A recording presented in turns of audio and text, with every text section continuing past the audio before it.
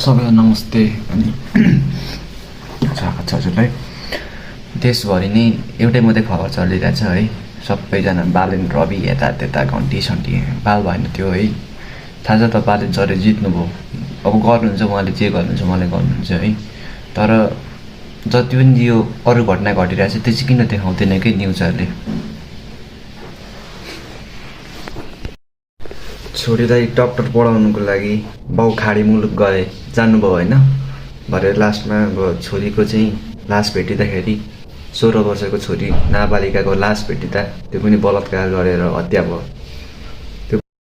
त्यो बारे बोलिदिने को छ? पत्रकारलाई नेताहरूको पछाडि अनि पुलिसहरू पनि त्यही हो। नेताहरूको पछाडि लाग्दै ठिक छ त, पत्रकारलाई नभएको जोतको गफहरू त न्युज हाल्दै है उनीहरूको भ्युज कमेर उनीहरूको पैसा कमिरहेछ। आम जनतालाई त कसले हेर्छ?